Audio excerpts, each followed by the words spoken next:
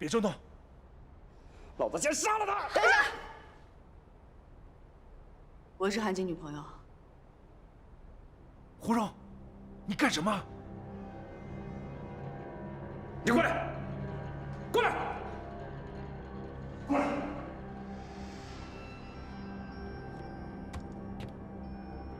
胡荣，胡荣，你别过来！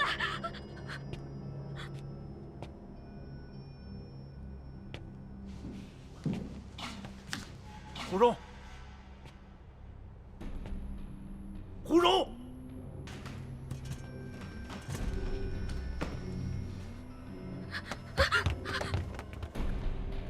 不许动！把刀放下，把枪放下。你别冲动，我把枪扔给你。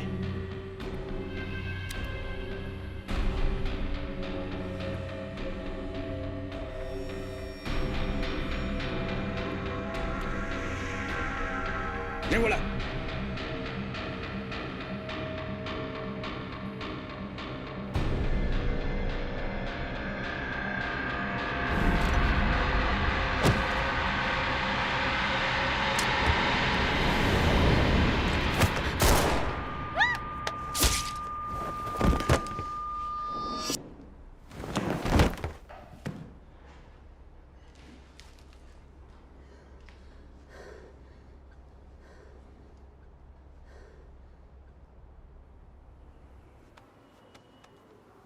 伤成这样还叫皮外伤？别大惊小怪的，就没伤筋动骨。光大帅哥，我也伤得很重呢。你关心关心你老板吧。医生，我可以出院了吧？哦，你的伤口已经缝合，但是呢，还需要在医院观察2天，确定没有感染才可以出院。不是，什么意思啊？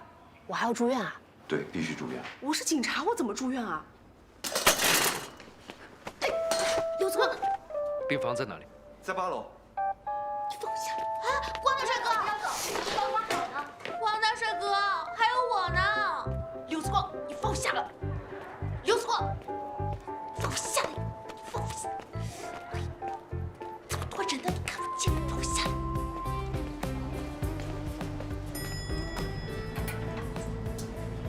放下来！我也不是不能自己走。刘子光，听听。刘子光，里面好多人，你放下来！刘子光。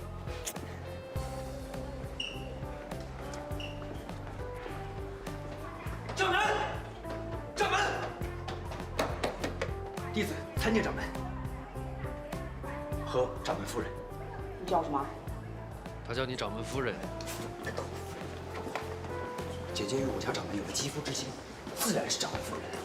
啊，这么喊姐姐，姐姐不高兴，以后再也不理你。阿瑟，啊，你先走。阿瑟明白，不打扰掌门和掌门夫人了。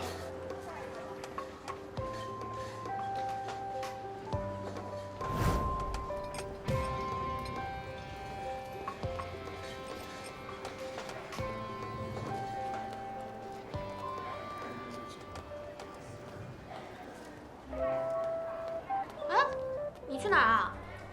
怎么蹦蹦哒哒跟个袋鼠似的？走。我出院。哎，你可不能出院啊！你要是出院的话，关大帅哥会杀了我的。我快走。走。走啦！哎，慢点。走啦。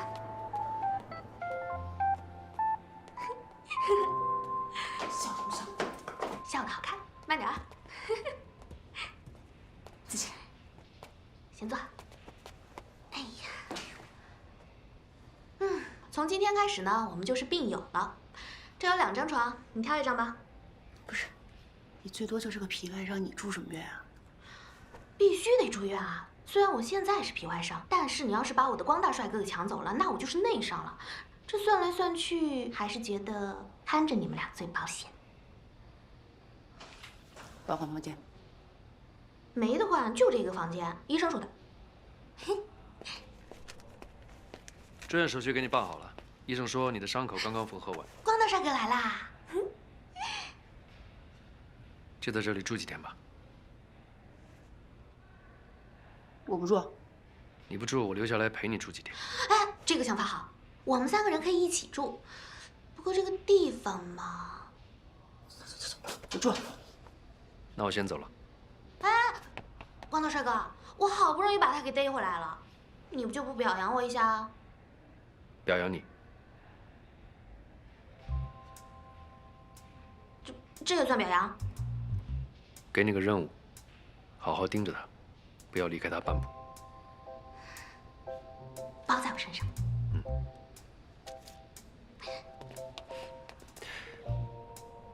盯紧他，不要离开他半步。 OK。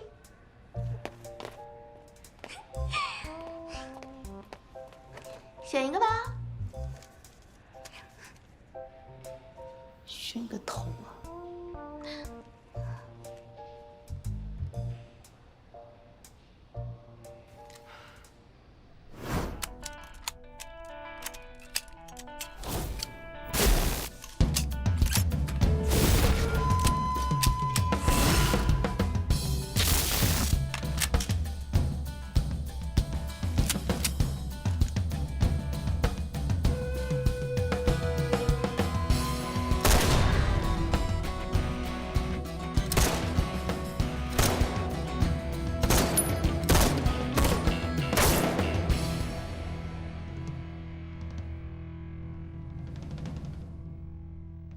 为什么我对枪这么熟悉？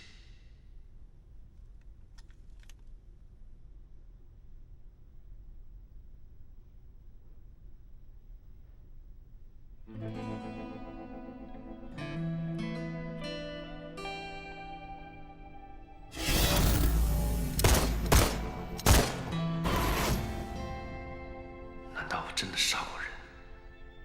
这不会是巧合吧？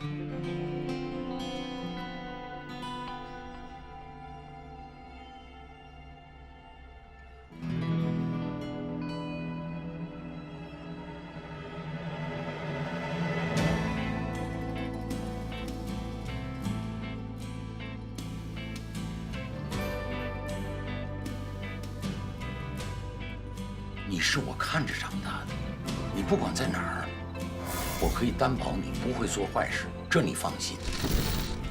不会的，不会的，我不会杀人的，我不是那样的人，我不会是坏人。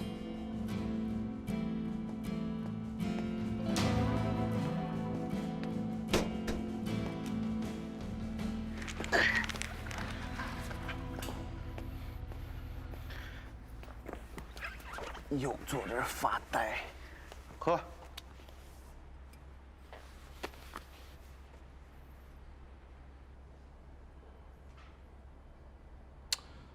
别想了，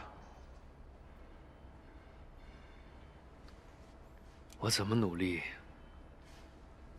也都什么都想不起来。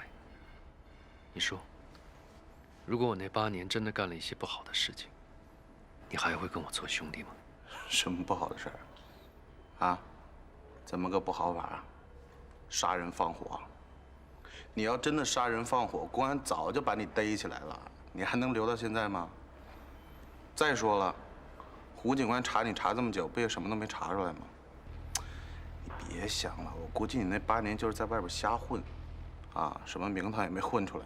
好在现在全心全意回来了，以后。 咱们哥仨好好开店，好好赚钱，好好过日子。以前的事情想不起来就别想，把它当个屁一样放了，好吗？哎呀，喝，快点快点，你不喝我喝。哦，好喝。来。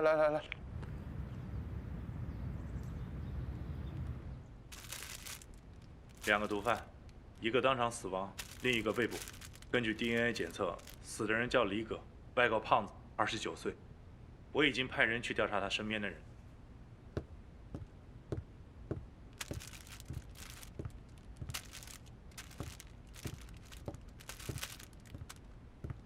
散货的，这是在李葛身上发现的。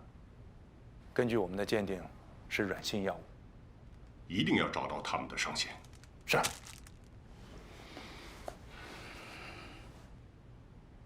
局长，胡荣的情况现在怎么样了？在医院呢，受点伤，应该没什么大事。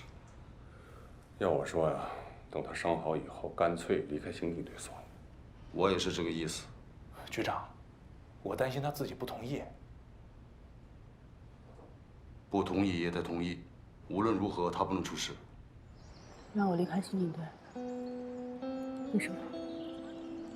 这是我和宋局的共同意见。等你伤好了，就执行。凭什么？我考核明明就是优秀。优秀什么？自从你当刑警，添的乱惹的祸还少吗？为什么只能看见我添乱呢？我也破过案好吗？你为什么从来都看不见我努力和付出呢？你就知道找各种理由不让当刑警。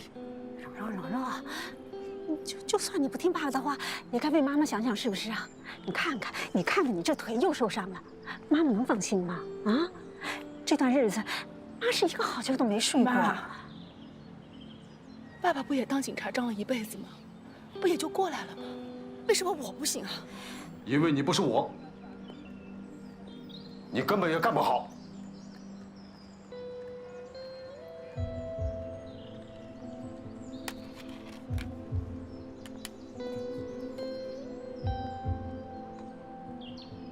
所以，你不让我当刑警，根本不是因为安全的问题，是因为你从来都不相信我可以成为一个好刑警，是吗？你从来都没有相信过。我不管你怎么说，出了院就办调岗手续。走。听爸爸的啊，听爸爸的话，乖啊，乖。你爸这么做有他的道理，你就服从命令吧。你关键时候什么时候帮过我？你干嘛去？我送你。我有腿。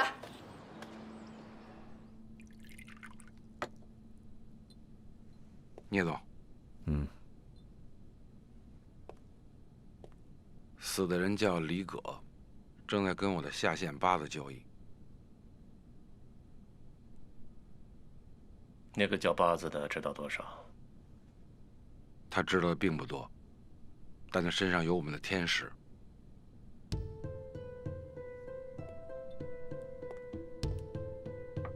那就在警察找到他之前，让他闭嘴。放心，大哥，我不会让警察先找到天使的。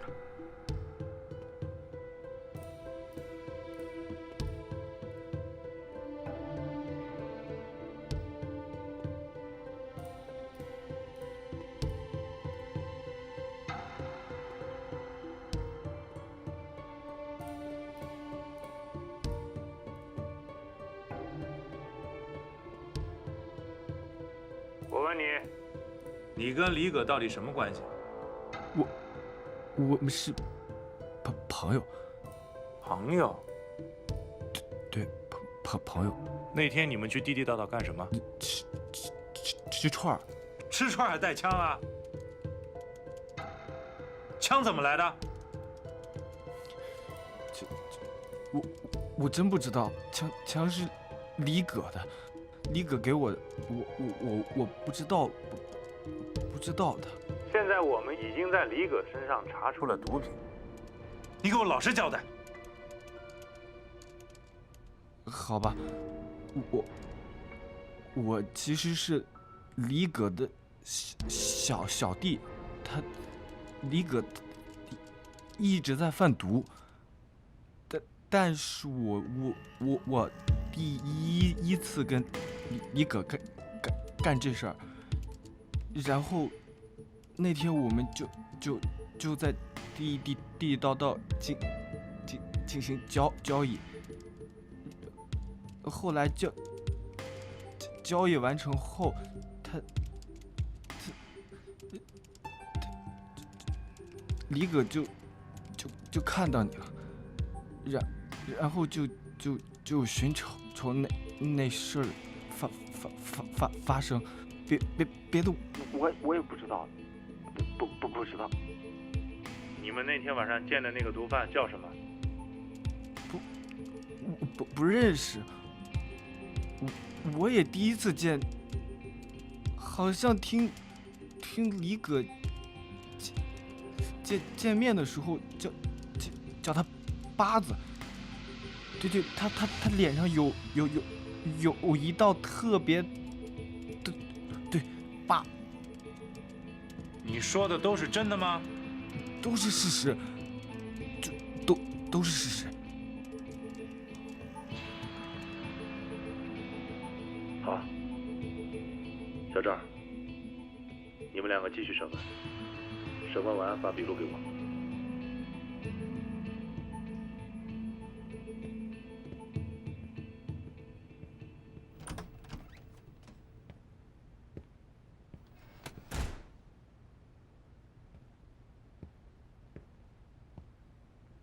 那天我们进了地道。刘子光，我问你件事儿，你们地道有没有监控啊？然后，好，你查一下那天晚上李葛那桌的监控。那天除了李葛和他的手下，应该还有一个毒贩。查到了以后，把视频发给我。谢谢。后来八子就离开了地道，欧哥，我跟您说，在江北市找人，您要敢说第二，那谁还敢认第一？哎，回去啊，帮我给你们聂总带个话，让他放心，不要说这事儿关系到我侯四海的利益。单就关系到他聂总的利益这点，我也不会袖手旁观的。那就拜托侯总了，等您的消息。好。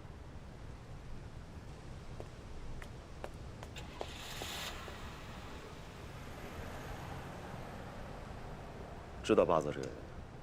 没听说过，估计是个小喽啰吧。先去打听一下，如果不是什么重要角色，你懂的，懂。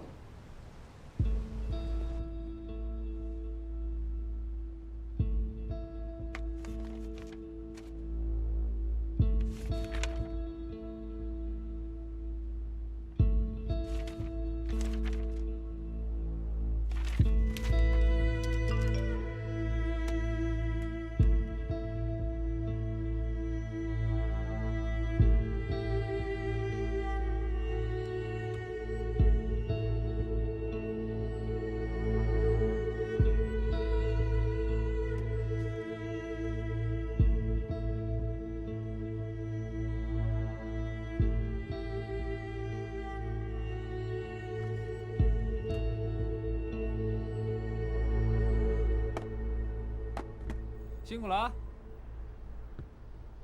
胖子。啊。哟，饿了，你给我整点吃的呗。行，吃什么？来个鱼香肉丝，再烤10个串。好。嘿，真争气啊！哎，你也是这饭店老板，你使唤我使唤惯了是不是？想吃什么自个儿做去。不是。你是我兄弟啊！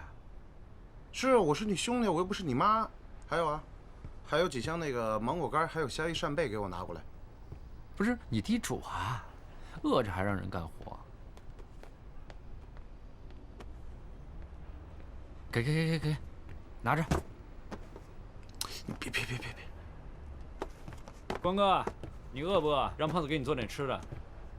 问你个事儿，认不认识这个人？认识，没有我被小帅不认识的人。这人谁？怎么了？他是个毒贩。毒贩？那我不认识。你到底认不认识他？看，瞅着眼熟，好像在哪儿见过。在哪里见过？好像在我一朋友的网吧里。帮我查出这个人是谁，查一下。啊。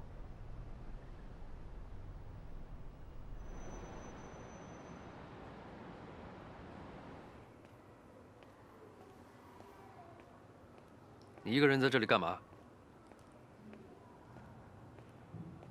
我爸晚上睡不着觉，找护士要点安眠药。你不会是真的想不开吧？我要想不开，也先把安眠药给你吃了。还会顶嘴，看来还行。向你八卦一个事儿啊，为什么你父亲不让你当刑警。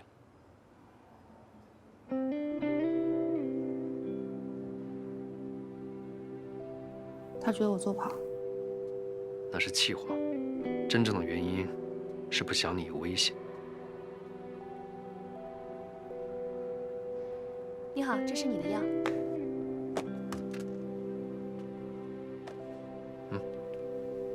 有没有听过一种动物叫红狐？没有。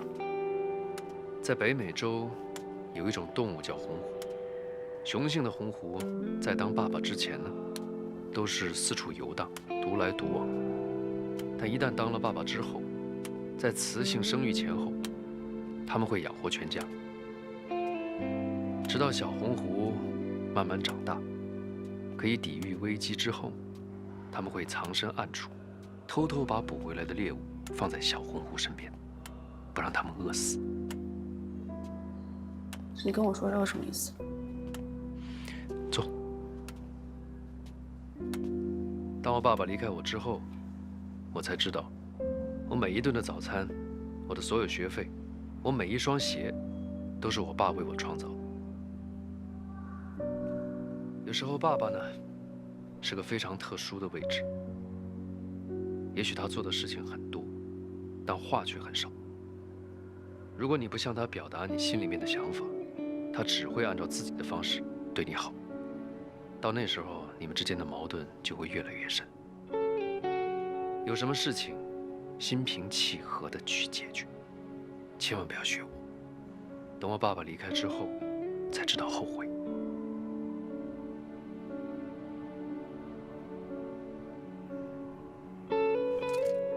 对身体不好，不能吃。吃这个。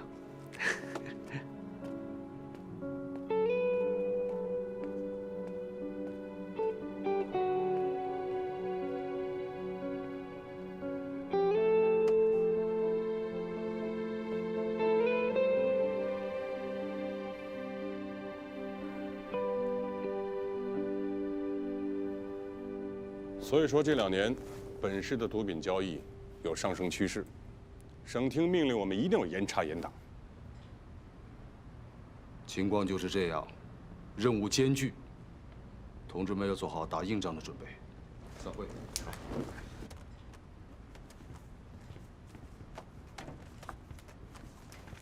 宋局好。爸，你怎么从医院跑出来了？我想跟你谈谈。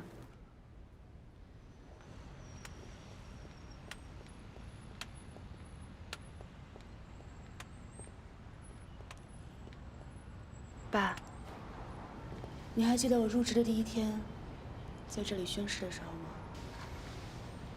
记得。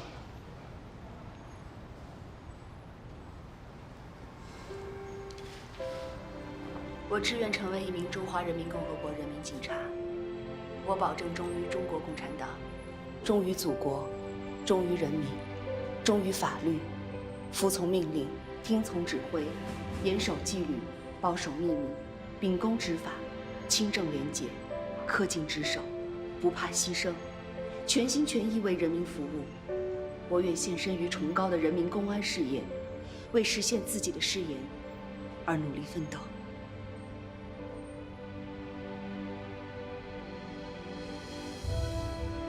你知道我为什么非要成为一名警察吗？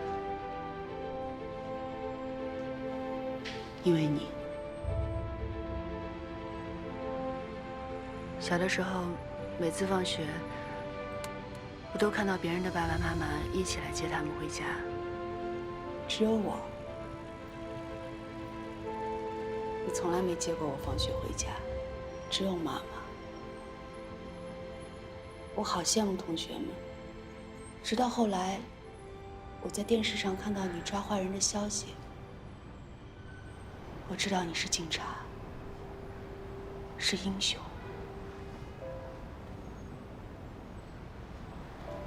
从那个时候开始，我就告诉我自己，长大以后，我也要成为一名像爸爸一样的警察。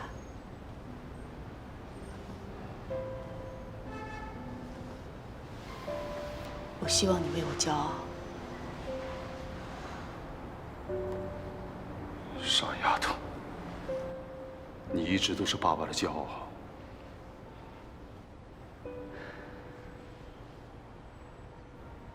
但是孩子，当刑警太危险了。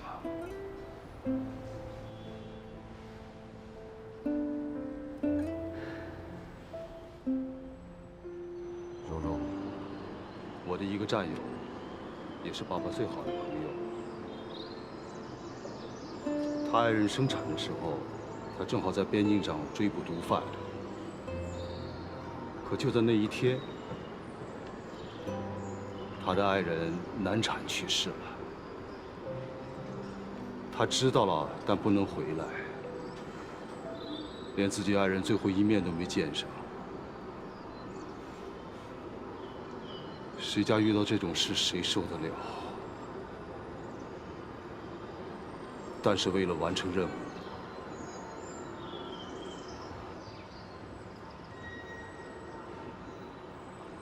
再后来，他回到了边境，深入虎穴好多年。然后呢？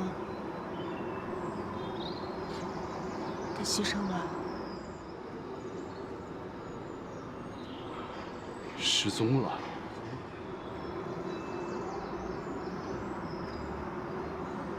爸，你别难受，说不定哪天又再联系上了。我也这样想。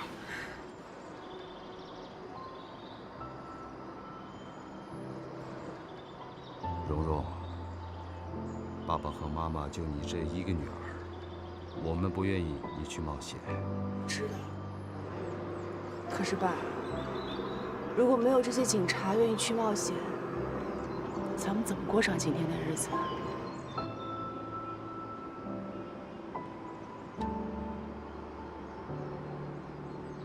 我觉得，如果再给您好朋友一个选择的机会，他还是会这么做的，对吧？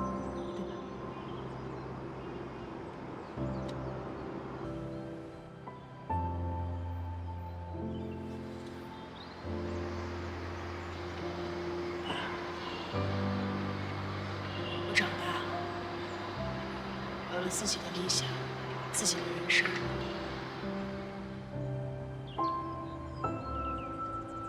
就请您允许我自己做决定吧。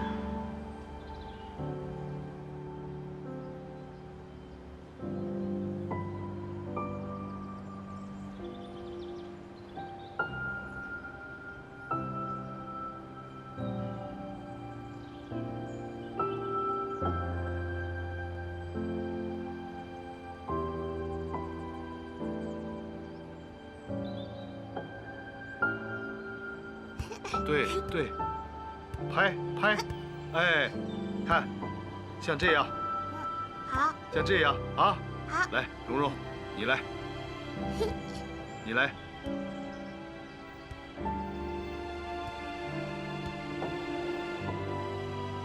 头啊，好的，记住了？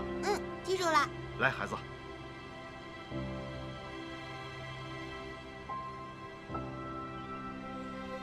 你来试试。好。嘿。哎，对，对，好，头，使劲儿。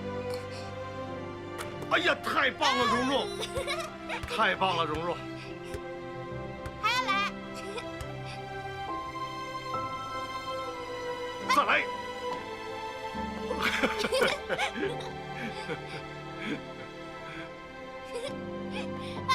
好，再来。拍拍拍拍，哎，头，好，往上看，使劲儿啊！爸爸，我投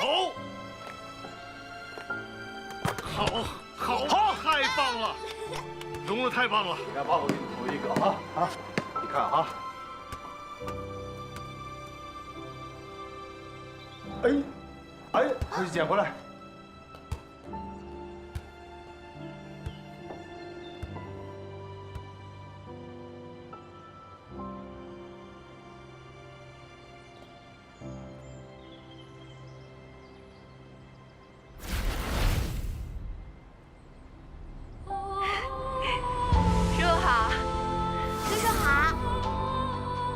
你好。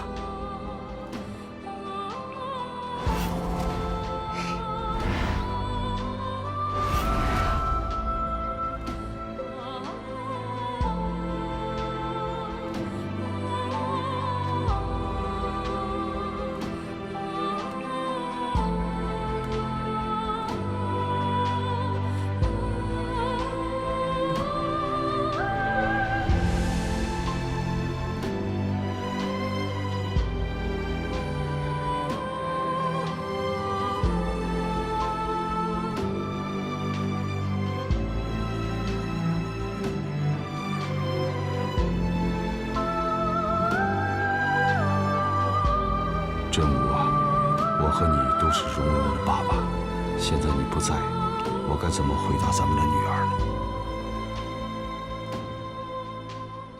哎，你知道他为什么那样吗？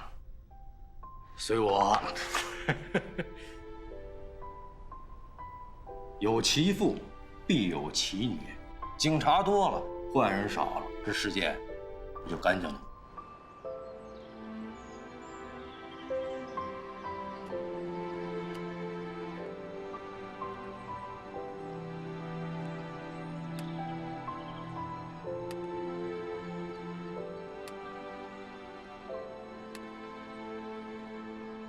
警察多了，坏人少了，这世界不就干净了？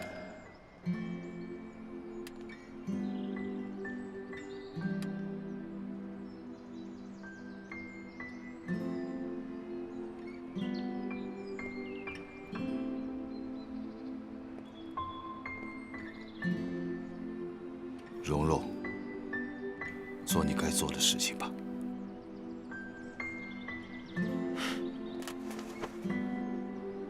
答应爸爸，一定保护好自己。嗯，谢爸。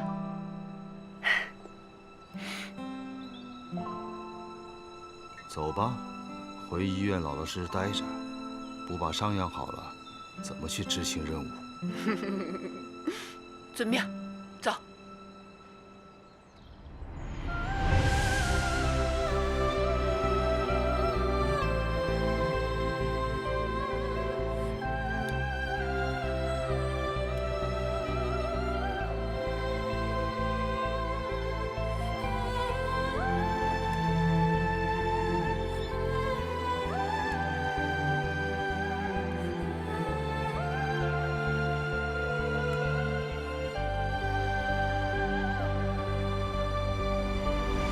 老胡啊，咱俩不是说好了给蓉蓉调职的吗？你怎么又变卦了呀？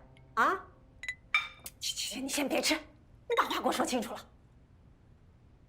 女儿大了，咱们硬逼着她也没用啊。什么叫硬逼着她呀？这只能说明你这个当爹的没用。之前说的好好的，不能让女儿当刑警，都给我保证过的，说变就变。我本以为啊，她会知难而退的。没想这孩子他真铁了心了。既然他心意已决，咱们还真的没办法了。什么叫没办法？什么叫没办法啊？啊！你破案子有的是办法，女儿的事你就没办法了？你这话说真有意思啊！我能拿对付罪犯的办法来对付咱女儿吗？真是不讲道理。我不是担心孩子吗？啊，你说，万一他要有个3长2短的，咱们怎么对得起正武啊？其实让蓉蓉当刑警，也是正武的意思。正武怎么还没消息？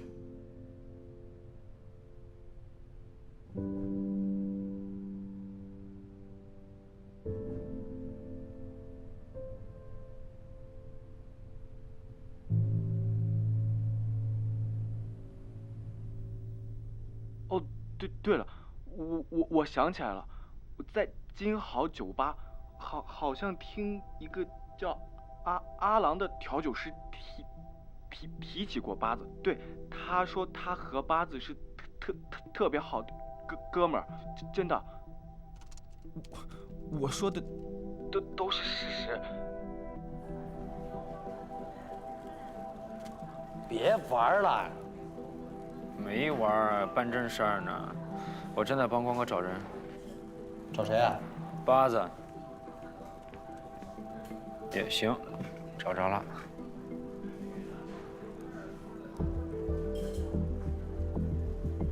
喂，光哥，八子我没找到，但是我找到八子一特别好的哥们儿，叫做阿郎。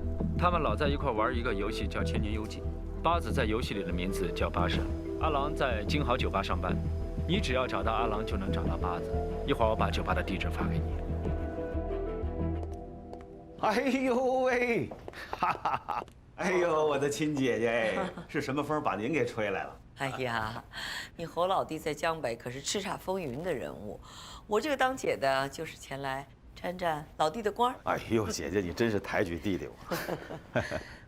哦，我来介绍一下，这是我的助手小飞。哦，小飞叫人呢？侯总你好。哎，你好。我看不如这样，我们坐下来边吃边聊。好，好，好，请。哎，请姐。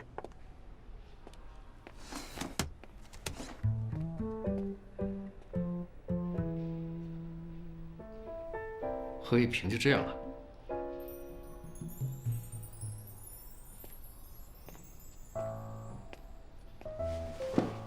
怎么了？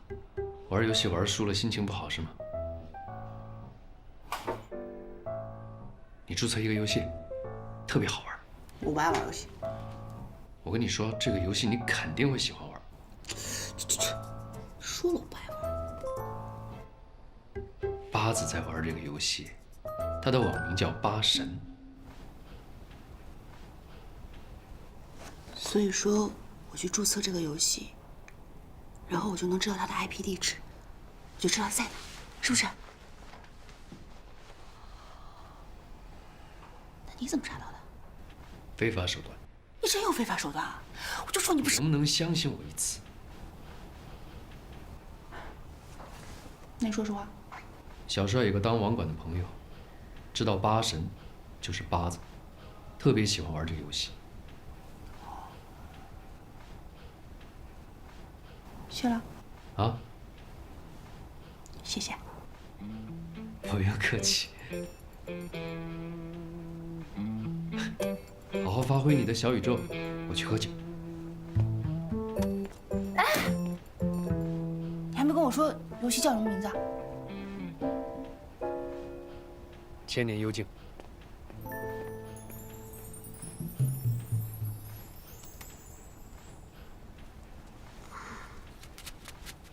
光哥是不是来了？我刚刚好像听到他说话了。哎呀，怎么搞的？怎么我现在做梦都是光哥？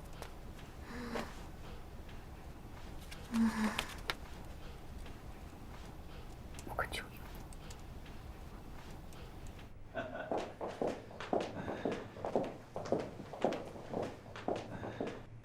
随便坐吧。好，好，好，好啊！来，对了，对了，对了，我给你们介绍一下啊，这位是江南市金碧辉煌的总经理，大名鼎鼎的商界女强人梅姐。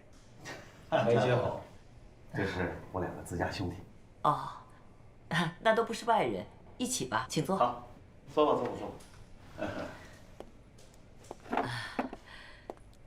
别客气。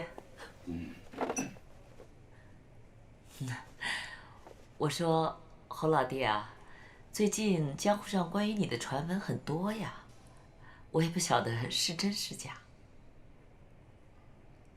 姐姐，就咱俩这关系，有什么话，你就直接问呗。好，那既然都是自家兄弟，那我就开诚布公、开门见山了啊。我听说呀，你最近利用运沙线，在运一批国际上非常走俏的货物，是吗？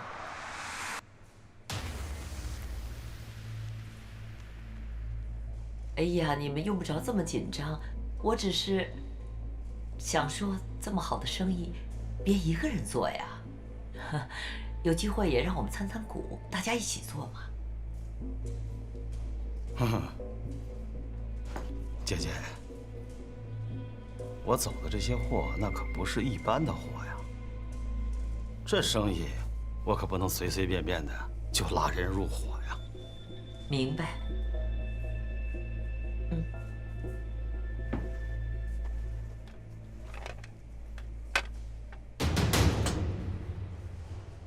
你看看，我这儿有个样品，你看看跟你散的货一样吗？侯总，这种化合型的药丸现在在国际市场上非常抢手，人称天使。好了好了，我相信侯老弟应该比我们更清楚吧？啊？我的姐姐，你厉害呀！我以为你一直躲在江南的金碧辉煌里，早就不过问江湖上的事情。没想到姐姐你这是大什么来着？大隐隐于市啊，对，大隐隐于市啊！来，我敬你。来。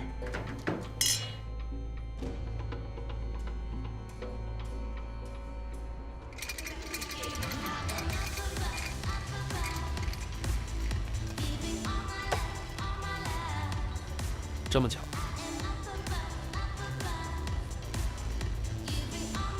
不是巧吧？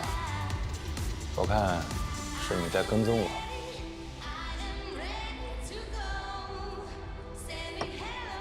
先生，您的酒。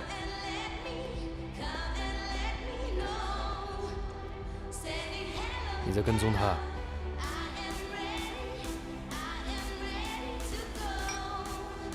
你怎么知道？你的兄弟布置在这儿吗？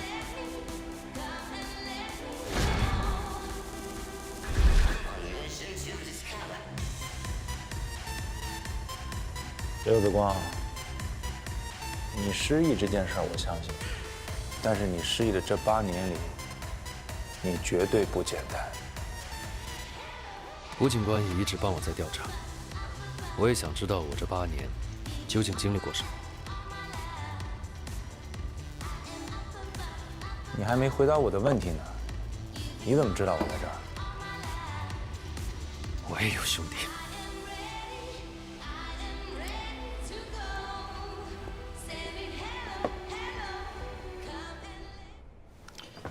我多问一句啊，就是你这个小药丸子，你们是从哪儿弄来的呀？啊，你也知道，我只是个打工仔。金碧辉煌后面还有真正的大老板，他给我拿的这个样品。对了，他是既年轻又有为，而且厉害，非常狠的一个角色。姐姐，你看，你有这么好的资源，你什么时候也给弟弟我引荐引荐，让我也认识认识。可惜呀，我的老大他不在国内。不过他听说江北有这样的货，他让我出来打听打听，到底是谁做的。你说多巧啊！没想到是你侯老弟在做这个生意，那就太好了。好了，我的这个底已经都说清楚了。那现在老弟能不能告诉我，这个货到底从哪儿来的呀？姐姐，这江湖上的规矩，你也不是不懂。我还真的没办法把这事儿跟你说得太清楚。不过，你打听的确实没有错误，这些货确实是弟弟我从海上把它运进来，又从我的印刷线给运出去的。好啊，那我就不拐弯了，直说了啊。我的老板呢，希望通过你的运沙线来做这些生意。他希望以江北作为一个缺口，从此打开全国的市场。你可以不告诉你的东家你在跟我们合作，既然渠道都是现成的，那赚钱的事情何乐而不为呢？啊，赚得越多越好啊！所以我的老板说啊，为了表示我们的诚意啊，刚开始我们可以大大的让利，刨去成本之后，最后纯利润大家5-5分账。多少？5-5。你没说错吧？怎么，还不够吗？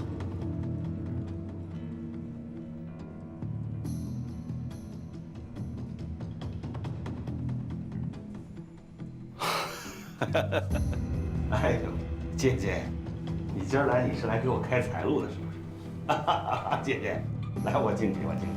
哎呀，我侯色真是三生有幸啊，能有梅姐你这样的贵人。那我们就一言为定啊！如果可以的话，下个月我们就开始走货。没问题，我的玉沙县畅通无阻，随时为你效劳。来，那就为我们的合作啊，预祝大家合作愉快，并且一起共同发财。好，干！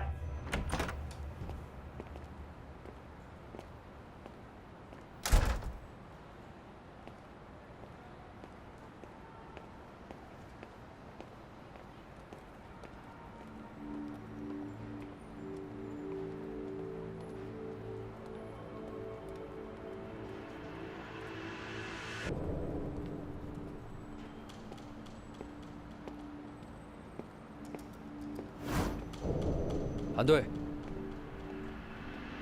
带上我吧。带上你干什么？我应该可以帮上忙。哼，我觉得没有这个必要。恭喜大哥！咱们呀，得先跟这个梅姐走一单试试，咱们就知道她是不是诚心诚意的跟我们合作。大哥，你这么一说，我也有点想不明白了。梅姐后面这个老板太阔气了，一下让出1半的利润给咱们。大哥，这老板你是不是认识啊？我哪认识他呀？不过，梅姐背后的这个东家呀，他确实想进咱们大陆市场分一杯羹喝。真没想到这个聂万峰，他也不是唯一的供货商啊。哎，我这就叫什么呢？这叫做流年大运。这财运来了，他真是挡都挡不住，是不是？恭喜大哥！恭喜大哥！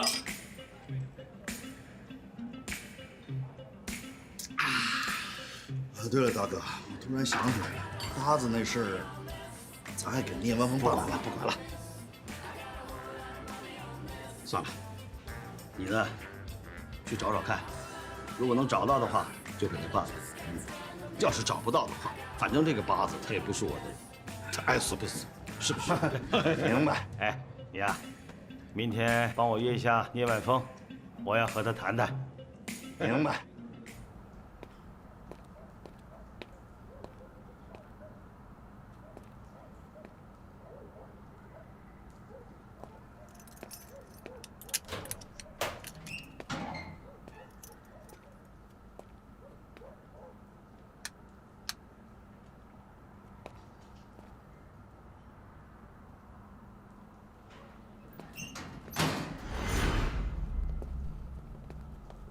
注意观察。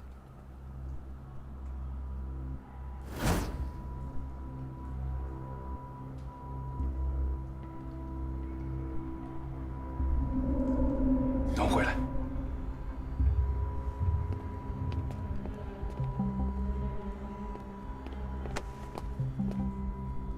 你怎么跟过来了？我跟你说过，我有可能可以帮上忙的。你知不知道你现在的行为是在妨碍警察办案？离开这儿！我要是再遇到你，不会像今天那么客气。走。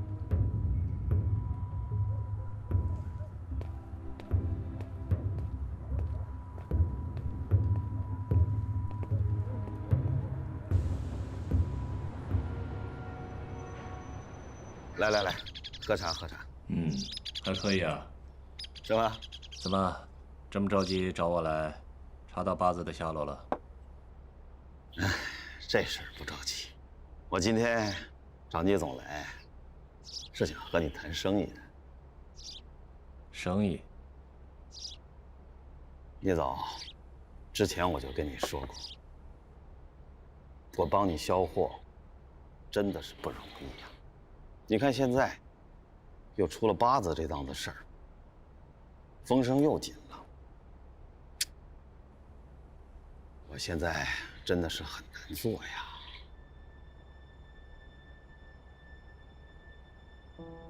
有什么困难说出来吧，毕竟大家是合作的生意伙伴，可以一起想想办法。好，既然你这么说，那我也就不把你当外人。那我就一五一十的把我的难处跟你说一声。自从你第一次找我销货，这半年多来，我把你的货从海上运到江北，再通过我的码头、船队、车队夹带，运往全国各地。我这成天的是提心吊胆的，我没有一天睡过一个安稳觉啊。聂总，有的时候我真的是很羡慕你呀。你看你，用一个什么大飞艇，把货往沿海一扔，就可以安安稳稳的当个甩手掌柜，回家哄着孩子，数着钱。你把所有的压力，还有风险都甩到我身上。你看以后这个3期分成还合适吗？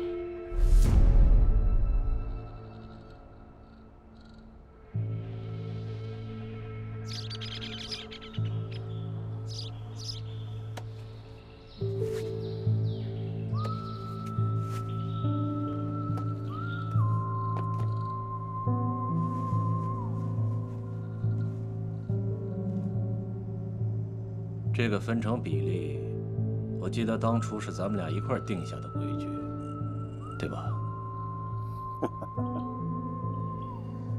哎呀，这规矩既然是人定的，不合适，咱可以改呀，是不是？叶总，其实我的要求并不高，往后5-5分就行。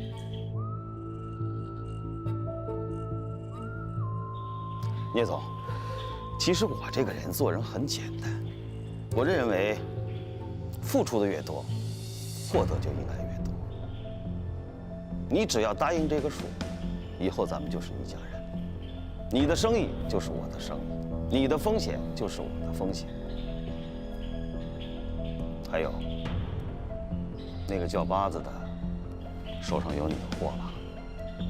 这要是万一落到警察手上了，保不齐顺藤摸瓜，就会查到你这儿来。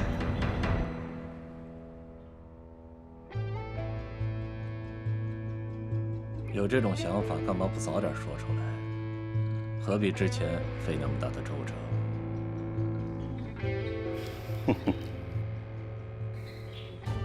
喝茶。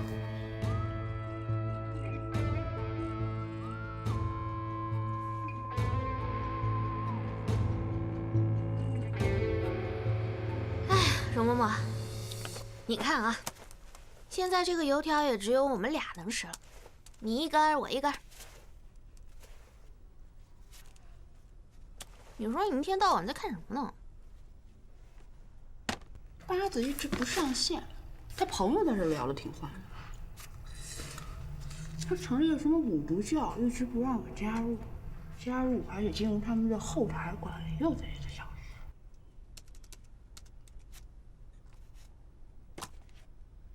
你干嘛？我有办法。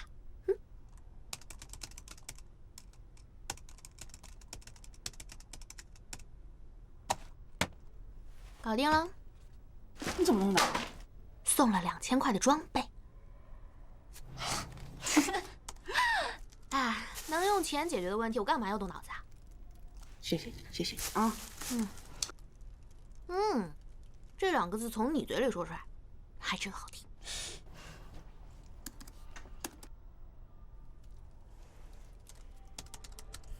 奇怪，有什么奇怪的？这个帮派里的玩家级别都不高，也不玩游戏，就聊天，然后就是买卖各种装备。这玩游戏的人都这么奇怪吗？哎呀，我的容嬷嬷，你还不允许人家游戏世界里有几个奇葩呀？不，这一个奇葩不奇怪，一群奇葩就奇怪了。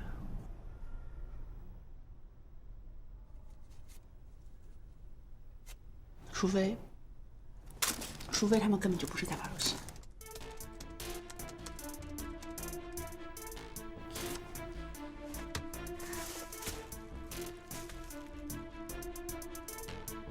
喂，韩队，我发给你一个 IP 地址，你帮我查一下。我怀疑八子他们通过网络游戏进行毒品交易。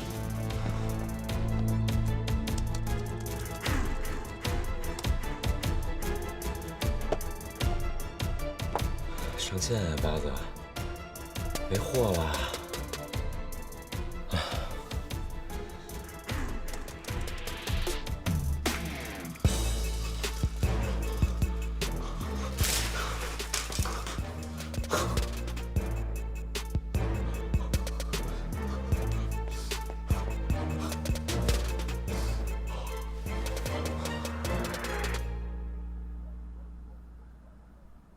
韩队，好饿呀！拿，这底下有芒果干和扇贝，拿着吃吧。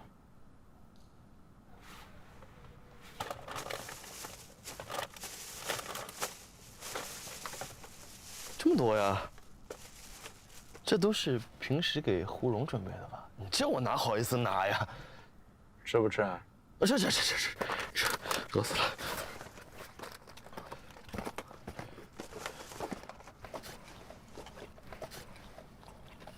嗯，好吃，新鲜，尝一块，韩队。不吃，来一块，来一块。你们吃吧。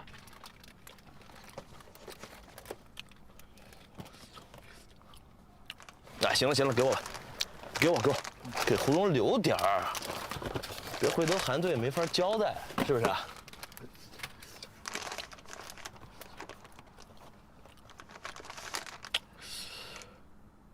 哎，韩队。 你说胡蓉给咱们这个 IP， 代表了阿郎一直在跟八子联系，可为什么八子一直不现身呢？沉住气，只要八子一出现，我们立即实施抓捕。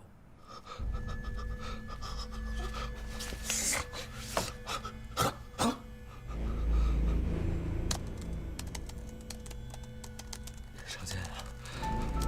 赶紧上线啊，八子！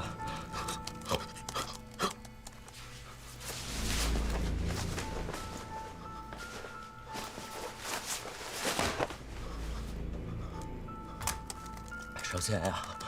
上线呀，八子！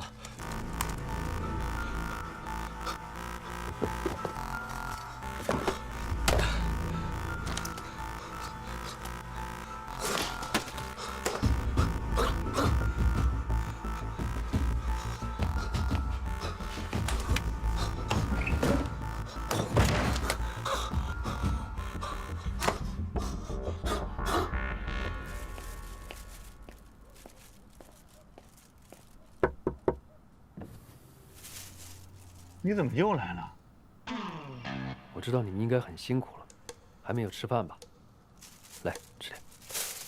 干什么呀？是饿了呀。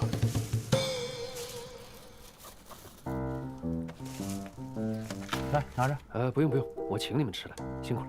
我们人民警察绝不拿老百姓一针一线，拿着。行了，可以走了。 我那天跟你怎么说过？我要是再碰见你，我对你绝不客气。我记得你说过这句话，但我也跟你说过一句话，我可以帮上忙的。小安，把他带到局里做个血检尿检。是。什么尿检？例行检查，怀疑你酒后闹事。我不喝酒，没事。喝没喝酒？ 查了才知道。走吧，走。哎，走。等一下，这些面才50块，那。